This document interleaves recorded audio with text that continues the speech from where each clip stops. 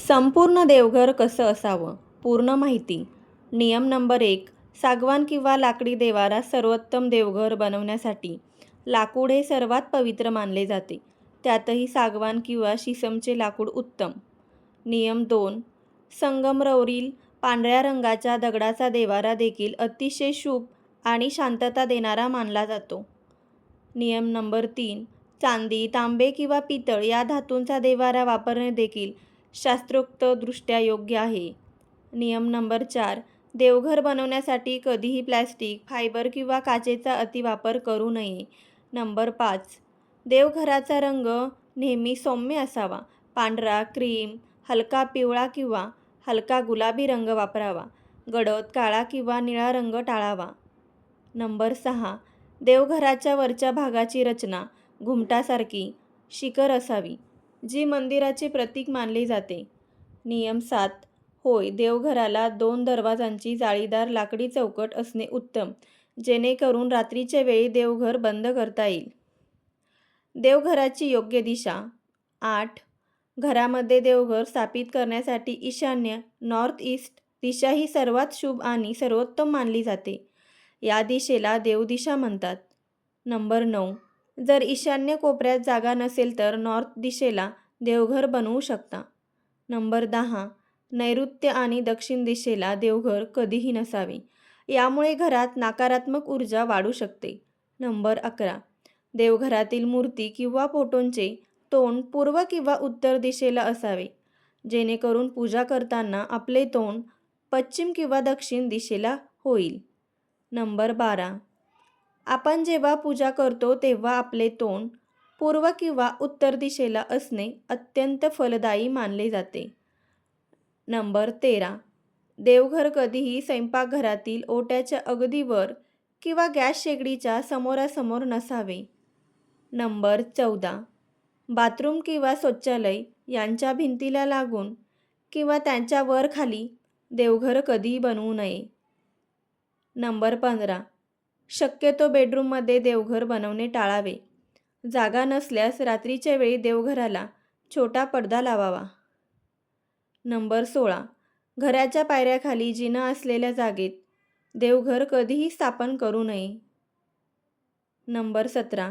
घराच्या अगदी मध्यभागी सेंटर जर मोकळी जागा असेल तर तिथेही देवघर ठेवणे शुभ मानले जाते. मूर्ती ठेवताना घ्यायची काळजी आणि मांडणी. नंबर 18. घरातील देवघरात असलेल्या मूर्तींचा आकार 2 ते 3 इंचापेक्षा जास्त मोठा नसावा. अंगठ्या एवढी मूर्ती सर्वोत्तम मानली जाते. नंबर 29. देवघरात 2 देवांच्या मूर्ती कधीही समोरासमोर तोंड करून ठेवू नयेत. नंबर 20. देवघरात एकाच देवांच्या 2 किंवा त्यापेक्षा जास्त मूर्ती किंवा फोटो ठेवणे टाळावे.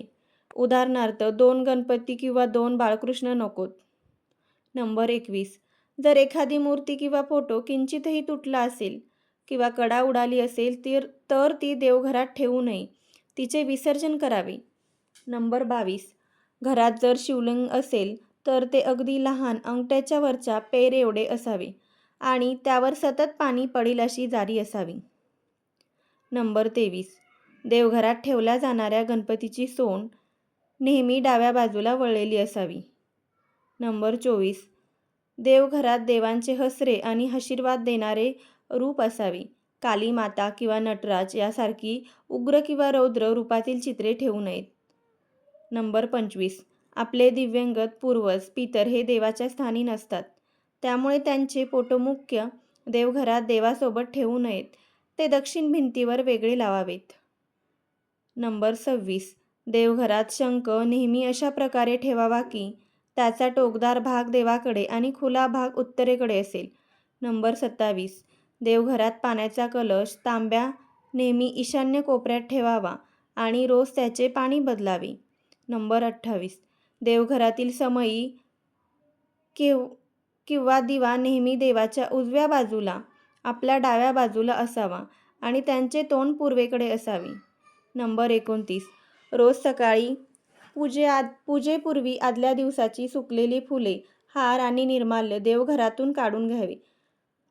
नंबर 30. देवघर नेहमी स्वच्छ आणि धुलीकणयुक्त असावे.